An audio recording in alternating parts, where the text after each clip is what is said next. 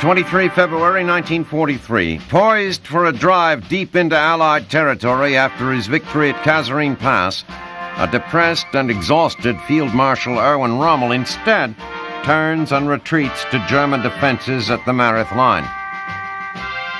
The move is totally out of character for Rommel, who literally wrote the book on aggressive tank tactics. But the Field Marshal, a professional soldier in an army increasingly dominated by Nazi political hacks, seems on the verge of resigning himself to the fact that the Axis cause in North Africa is doomed.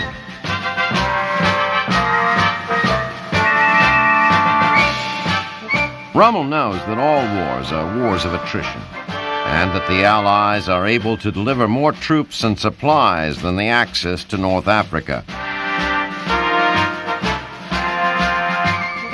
He can see as well that there is little cooperation even among German officers. And in the Italians, he sees not so much an ally as another enemy.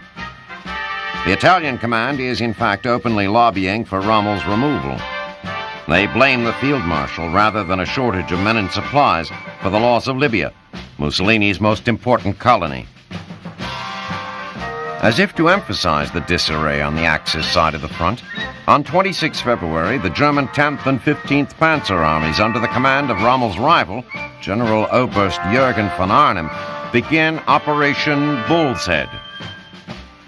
Conceived and executed without Rommel's knowledge, it is a bold tank thrust west toward the town of Béjac. Von Arnim overtakes an Allied radar station and breaks through British lines before being driven back. The attack is expensive for the Germans. 15 of 19 new Tiger tanks assigned to von Arnim's forces are destroyed. As Rommel contemplates his next move, on the other side of the front, the Allies are making moves of their own. Supreme Commander Dwight Eisenhower, appalled at the American loss at Kasserine, decides on 4 March to install a new commander of the American Second Corps, General George S. Patton. A brash student of armor tactics, Patton has studied Rommel and dreamed of the day when he would face the Desert Fox in combat.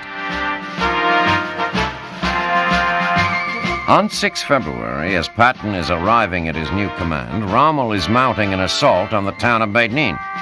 It is, he knows, a move more of desperation than strength. Stored in Medellin are thousands of tons of supplies: guns, ammunition, fuel, food, everything that it takes to support an army. Everything the Allies are able to deliver, and the Axis is not.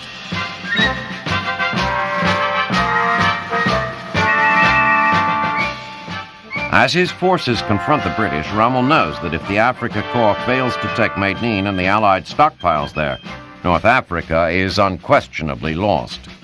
As the German tanks press forward, British soldiers manning what are apparently forward anti-tank batteries flee from their positions. The Germans, like thirsty men running toward an oasis, hurtle forward. Barely 60 yards past the anti-tank batteries, British artillery springs its trap. Shell after shell drops down on the badly exposed and helpless Nazi tank columns. By the end of the day, 50 panzers are burning on the battlefield. Rommel has been thwarted. On 9 March, as Patton feverishly whips his troops into shape for a showdown with Rommel, the Desert Fox slips silently from North Africa. Without addressing his troops, without fanfare of any kind, Rommel is gone. Patton, upon receiving word of Rommel's departure, is incensed. A great believer in destiny, he was convinced that he and Rommel would face off. Now he knows it is likely never to be.